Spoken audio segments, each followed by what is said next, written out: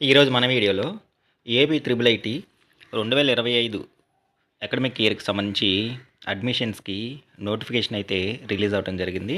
ఈరోజు మన వీడియోలో ఏపీ త్రిబుల్ ఐటీ 2025కి అడ్మిషన్ ప్రాసెస్కి సంబంధించి టోటల్ ఎలిజిబిలిటీ క్రైటీరియా ఏంటి, మోడ్ ఆఫ్ సెలక్షన్ ఎలా ఉంటుంది, ట్యూషన్ ఫీజు ఎంత, నెక్స్ట్ అట్లాగే mess charges, total admission process అంటే ఎంటైర్ అడ్మిషన్ ప్రాసెస్ గురించి, నెక్స్ట్ ఆన్లైన్లో స్టూడెంట్స్ ఈ త్రిబుల్ ఐటీ అప్లికేషన్ని ఎలా సబ్మిట్ చేయాలా ఆ విషయాలన్నిటి గురించి కూడా మనం ఈరోజు వీడియోలో ఒకసారి చూద్దాం.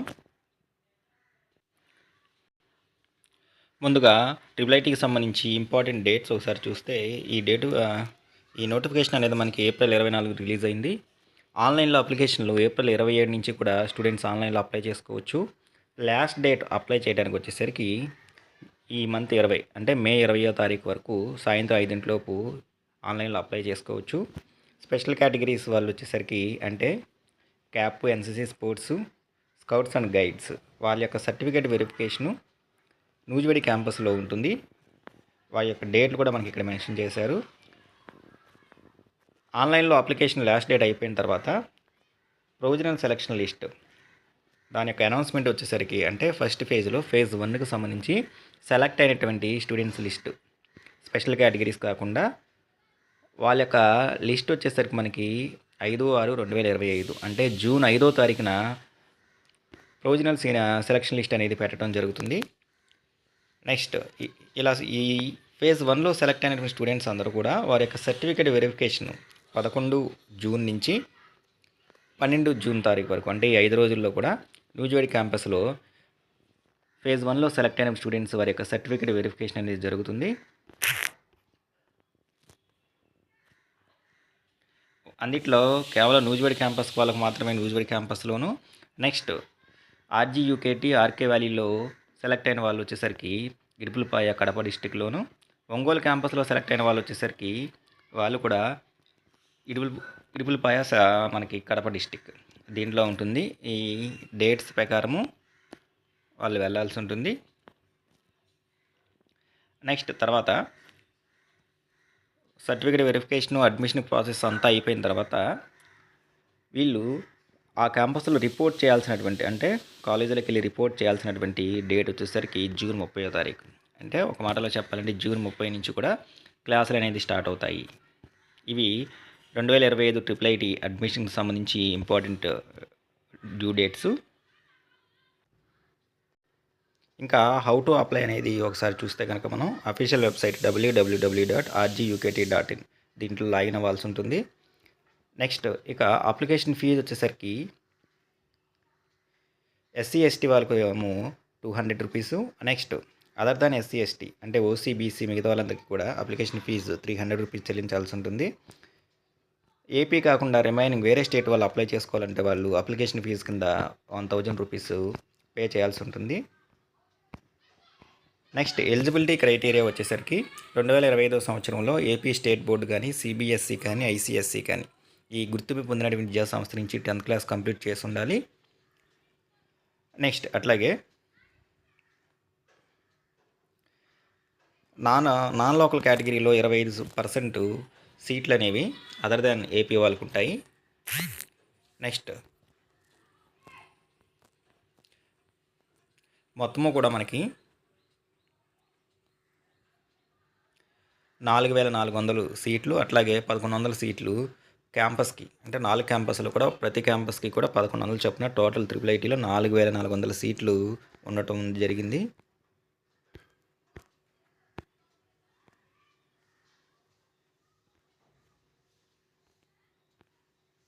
అట్లాగే ఈ 20వ తారీఖు లోపు స్టూడెంట్ ఎన్నిసార్లు అయినా సరే ఎన్ని అప్లికేషన్లు అయినా సరే సబ్మిట్ చేయొచ్చు. అయితే మనకి ఇక్కడ డీటెయిల్గా ఏం చెప్తున్నారంటే ఫైనల్గా సబ్మిట్ చేసినటువంటి అప్లికేషన్ ఏదైతే ఉందో దాన్ని కన్సిడర్ చేస్తారు అని చెప్పేసి 20వ తారీఖు లోపు స్టూడెంట్ ఏదైతే ఫైనల్గా సబ్మిట్ చేశాడో దాన్ని కన్సిడర్ చేయడం జరుగుతుంది.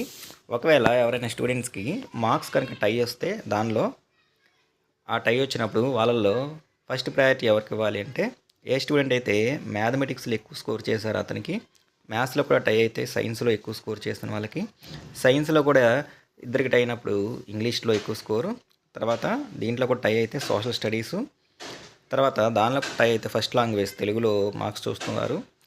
ఒకవేళ ఈ 5 కూడా టై అయితే ఉన్నటువంటి ఇద్దరు స్టూడెంట్లో డేట్ ఆఫ్ బర్త్లో ఎవరైతే పెద్దో వాళ్ళకి ఆ సీట్ అనేది అలాట్ చేయడం జరుగుతుంది.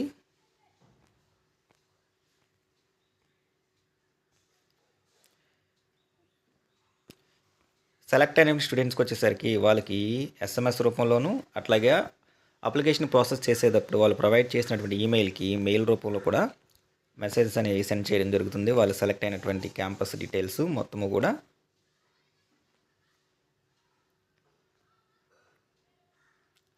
సర్టిఫికేట్ వెరిఫికేషన్కి స్టూడెంట్స్ తీసుకెళ్లాల్సినటువంటి సర్టిఫికేట్స్ వచ్చేసరికి 10th class mark sheet, next అట్లాగే రిజర్వేషన్ కేటగిరీలో సీట్ క్లెయిమ్ చేయాలనుకున్న వాళ్ళు వాళ్ళ యొక్క క్యాస్ట్ ప్రూఫ్, SC వాళ్ళు, ST, BC వాళ్ళు వాళ్ళ యొక్క క్యాస్ట్ ప్రూఫ్ని, అట్లాగే EWS ఈ కేటగిరీ కింద క్లెయిమ్ చేయాలనుకున్న వాళ్ళు EWS సర్టిఫికెటు, నెక్స్ట్ 2025 సంవత్సరంలో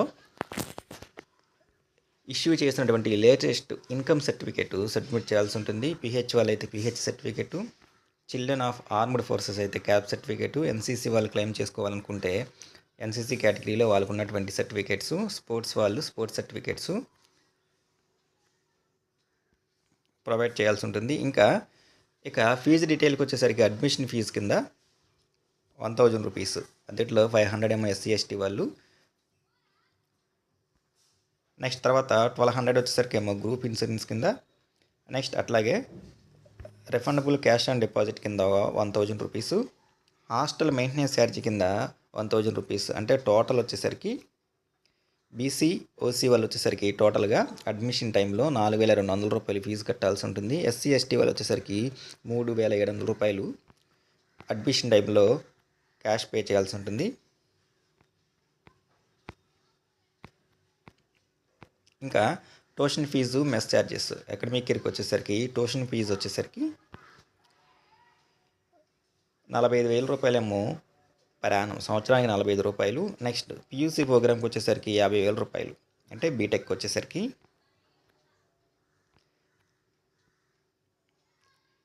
అట్లాగే స్టూడెంట్స్ ఎవరైతే బిలో 2.5 lakh పర్ యానం, 2,50,000 సంవత్సర ఆదాయం కన్నా తక్కువ లోపు ఉన్న వాళ్ళకి ఫీజు రియంబర్స్మెంట్ కింద ట్యూషన్ ఫీజు అనేది ఎగ్జామ్షన్ అనేది ఉంటుంది. వాళ్ళు దానికి 2025లో ఇష్యూ చేసినటువంటి ఇన్కమ్ సర్టిఫికేట్ అనేది ప్రొవైడ్ చేయాల్సి ఉంటుంది.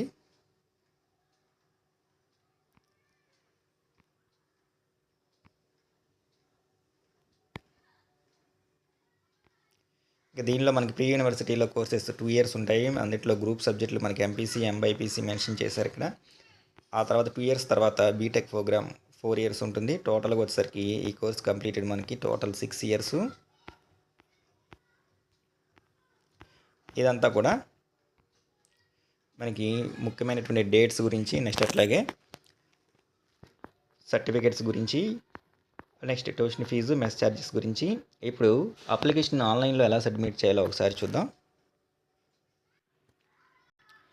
ఈ అప్లికేషన్ యొక్క అన్ని లింకులు కూడా నా వెబ్సైట్లో ఉన్నాయి. మీరు గూగుల్లో EDU అని చెప్పేసి eduinfoforall.com అని ఎంటర్ చేయగానే మీకు స్క్రీన్ మీద ఎలా కనబడుతుంది. ఈ లింక్ నేను మీకు డిస్క్రిప్షన్లో ఇస్తాను. ఇలా ఎంటర్ చేసిన తర్వాత ఇక్కడ స్టూడెంట్ కార్నర్కి వెళ్ళి స్టూడెంట్ కార్నర్ మీద క్లిక్ చేసిన తర్వాత మీకు స్టూడెంట్ కార్నర్లో ఇక్కడ AP3IT అని చెప్పేసి admission notification, important dates, selection process మొత్తం అని చెప్పేసి ఉంది. దీని మీద క్లిక్ చేయాలి. దీని మీద క్లిక్ చేసిన తర్వాత మీకు apply online link, next payment link, ఆ తర్వాత ఆన్లైన్ అప్లికేషన్ లింకు, ఇవన్నీ కూడా మీకు ఓపెన్ అవుతాయి. డైరెక్ట్గా ఈ లింక్ మీద క్లిక్ చేయొచ్చు మీరు.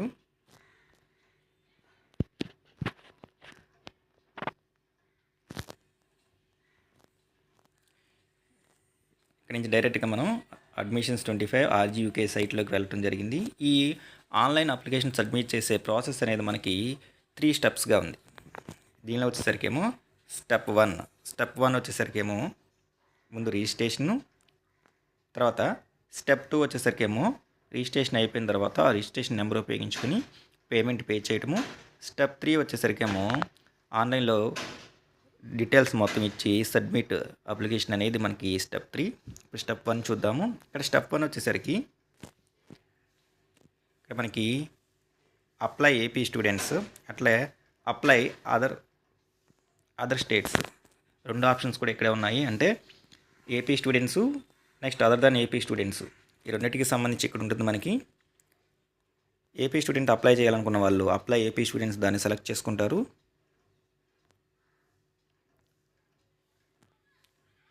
సెలెక్ట్ చేసుకున్న తర్వాత మీకు ఒక రిజిస్ట్రేషన్ ఫామ్ ఓపెన్ అవుతుంది. ఇక్కడ ఆల్రెడీ మనకి డిస్ప్లేలో కనపడుతుంది registration form for Andhra Pradesh students అని చెప్పేసి.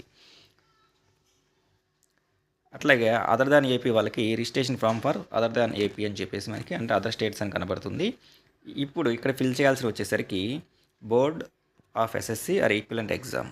ఇక్కడ బోర్డుని సెలెక్ట్ చేసుకోవాల్సి ఉంటుంది. ఏపీఎస్ఎస్సినా, సిబిఎస్సినా, ఐసిఎస్సినా, ఓఎస్ఎస్సి అంటే ఓపెన్ స్కూల్స్ అనమాట. ఎక్కువగా మ్యాక్సిమం ఏపీఎస్ఎస్సినే ఉంటారు కాబట్టి మీరు మీ బోర్డుని సెలెక్ట్ చేసుకోండి. తర్వాత స్టూడెంట్ యొక్క హాల్ టికెట్ నెంబర్ని ఎంటర్ చేయాలి. Next student name as per SSC. 10th class hall టికెట్లో ఉన్నటువంటి హాల్ టికెట్లో మెన్షన్ చేసిన విధంగా నేమ్ ఎంటర్ చేయాలి. ఇక్కడ స్టూడెంట్ యొక్క డేట్ ఆఫ్ బర్త్ ఎంటర్ చేయాలి. డేట్ ఆఫ్ బర్త్ మీకు క్యాలెండర్ ఓపెన్ అవుతుంది. నెక్స్ట్ తర్వాత ఇక్కడ select reservation category.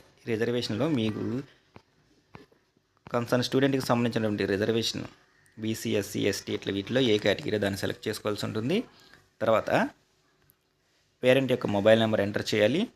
Next email ID enter చేయాల్సి ఉంటుంది. ఇక్కడ కనపడుతున్నటువంటి క్యాప్చా కోడ్ ఎంటర్ చేసి సబ్మిట్ అని చేయగానే మనకి స్టెప్ 1 అంటే రిజిస్ట్రేషన్ ప్రాసెస్ అనేది కంప్లీట్ అవుతుంది.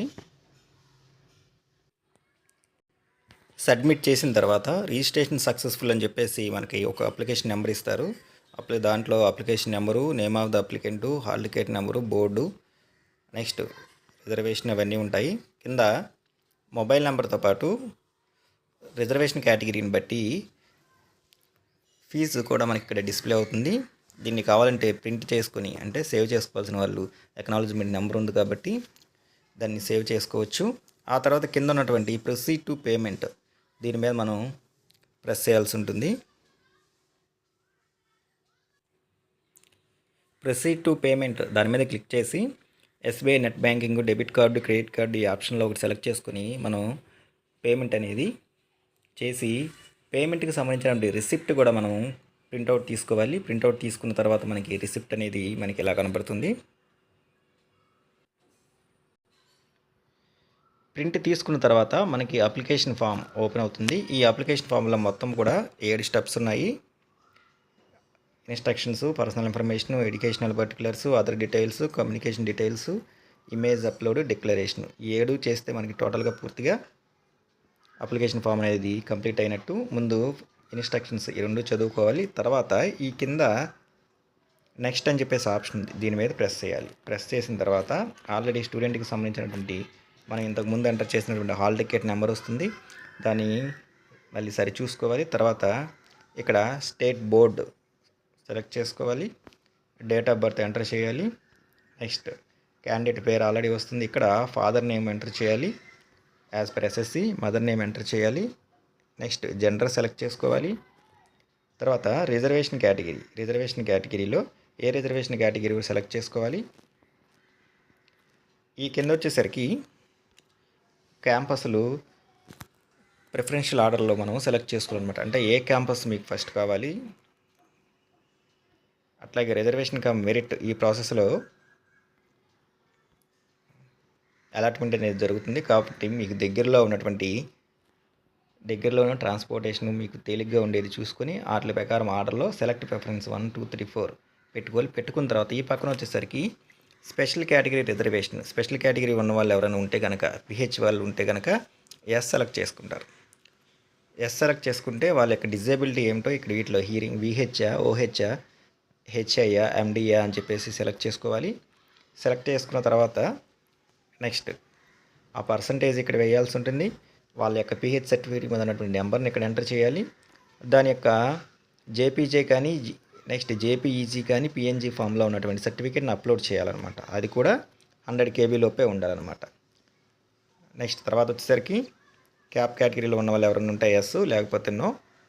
నెక్స్ట్ ఎన్సీసీలో ఉన్న వాళ్ళు కూడా సేమ్ ఎస్ పెడితే దానికి సంబంధించినటువంటి డీటెయిల్స్ అడుగుతుంది, ఆ సర్టిఫికేట్ అప్లోడ్ చేయాల్సి ఉంటుంది.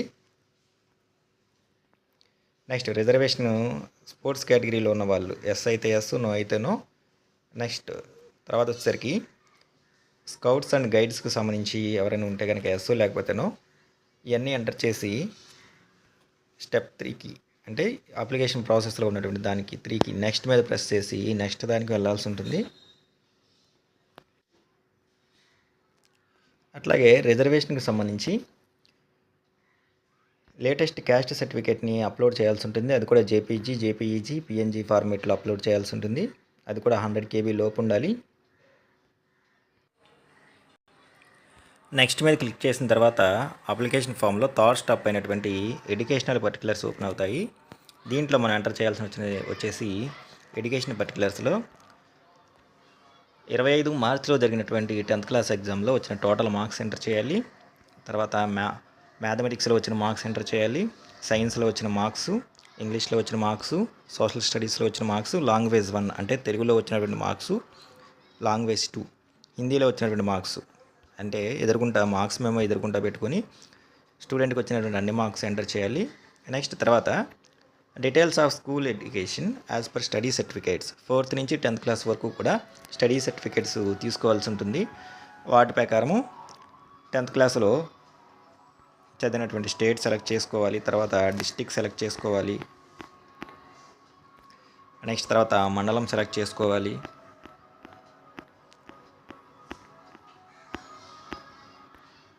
తర్వాత స్కూల్ నేమ్ ఇక్కడ స్టూడెంట్ చదివినటువంటి స్కూల్ నేమ్ ఎంటర్ చేయాలి. నెక్స్ట్ తర్వాత స్కూల్ లొకేషన్ కన్సర్న్ స్టూడెంట్ చదివిన లొకేషన్ రూరల్ అయితేనేమో గ్రామీణ ప్రాంతం అయితే రూరల్ సెలెక్ట్ చేసుకుంటాము, పట్టణ ప్రాంతం అయితేనేమో అర్బన్ సెలెక్ట్ చేసుకుంటాము. నెక్స్ట్ మేనేజ్మెంట్ అంటే గవర్నమెంట్ స్కూల్లో చదివిన వాళ్ళు అయితేనేమో గవర్నమెంట్ సెలెక్ట్ చేసుకుంటారు, ప్రైవేట్ స్కూల్ స్టూడెంట్స్ అయితేనేమో ప్రైవేట్ సెలెక్ట్ చేసుకుంటారు. నెక్స్ట్ తర్వాత స్కూల్ టైప్ వచ్చేసరికి స్టూడెంట్ చదివింది ఎయిడెడ్ స్కూలా, మోడల్ స్కూలా, బీసీ వెల్ఫేర్ రెసిడెన్షియలా, గవర్నమెంట్ రన్, నెక్స్ట్ కేజీబీనా లేదా విద్యాలయానా, మున్సిపలా. వీటిలో ప్రైవేట్ స్కూల్ వాళ్ళు అయితేనేమో ప్రైవేటు పైన మెన్షన్ చేసినవి అవన్నీ కూడా. అలా కాకుండా జిల్లా పరిషత్ హై స్కూల్కి సంబంధించిన వాళ్ళు అయితేనేమో జిల్లా పరిషత్ దీన్ని సెలెక్ట్ చేసుకుంటాము. సేమ్ ఇదే ప్రాసెస్ 9th క్లాస్కి కూడా same state, district, mandal, school name, school location, management, school type. 8th class, 7th class, 6th class, 5th class, 4th class వరకు కూడా ఎంటర్ చేసి తర్వాత నెక్స్ట్ మీద మనం ప్రెస్ చేయాలి.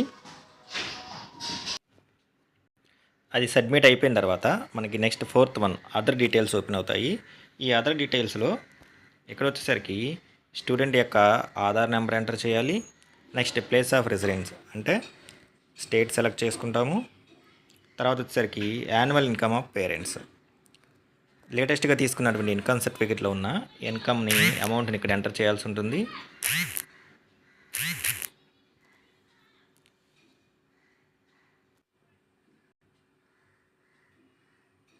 ఇన్కమ్ ఎంటర్ చేయాల్సి ఉంటుంది. నెక్స్ట్ పేరెంట్స్ యొక్క ఆరిజిన్ ఆఫ్ ఇన్కమ్ అంటే ఇందులో ఇక్కడ కూడా స్టేట్ సెలెక్ట్ చేసుకోవాల్సి ఉంటుంది. ఆ తర్వాత వచ్చేసరికి లేటెస్ట్గా 2025 సంవత్సరంలో పేరెంట్ యొక్క ఇన్కమ్ ప్రూఫ్కి సంబంధించి గవర్నమెంట్ ఇష్యూ చేసినటువంటి ఇన్కమ్ సర్టిఫికేట్ని అప్లోడ్ చేయాల్సి ఉంటుంది. అది కూడా జేపీఈజీ, పిఎన్జీ ఫార్మేట్లో 100 KB లోపు ఉండాల్సి ఉంటుంది. ఇక్కడ చూస్ ఫైల్ సెలెక్ట్ చేసుకుని ఇన్కమ్ సర్టిఫికేట్ని అప్లోడ్ చేయాలి. అప్లోడ్ చేసిన తర్వాత ఆ తర్వాత ఇక్కడ ఉన్నటువంటి నెక్స్ట్ దీని మీద ఎంటర్ చేసి స్టెప్ 5లోకి వెళ్ళాల్సి ఉంటుంది. ఇక్కడ యాన్యువల్ ఇన్కంలో బిలో 2.5 lakhs, అబౌవ్ 2.5 lakhs అది కూడా సెలెక్ట్ చేసుకోవాలి. ఆ తర్వాత ఇన్కమ్ సర్టిఫికేట్ని అప్లోడ్ చేయాలి. నెక్స్ట్ తర్వాత మనం 5 కమ్యూనికేషన్ డీటెయిల్స్ అంటే అడ్రస్ డీటెయిల్స్ ఎంటర్ చేయాల్సి ఉంటుంది. ఇక్కడ వచ్చేసరికి పేరెంట్ యొక్క మొబైల్ నెంబర్ ఎంటర్ చేయాలి. నెక్స్ట్ ఆల్టర్నేటివ్ మొబైల్ నెంబర్ అది కూడా ఖచ్చితంగా ఇక్కడ మనకి రెడ్ మార్క్ ఇచ్చారు అంటే కంపల్సరీ అనమాట. ఆల్టర్నేటివ్ మొబైల్ నెంబర్ ఎంటర్ చేయాలి. తర్వాత పేరెంట్ యొక్క ఈమెయిల్ ఐడి ఎంటర్ చేయాల్సి ఉంటుంది. నెక్స్ట్ ఇక్కడ స్కూల్ కాంటాక్ట్ నెంబర్ అంటే కన్సర్న్ స్కూల్ యొక్క హెచ్ఎం గారి నెంబర్, హెడ్ మాస్టర్ నెంబర్ ఇక్కడ ఎంటర్ చేయాలి.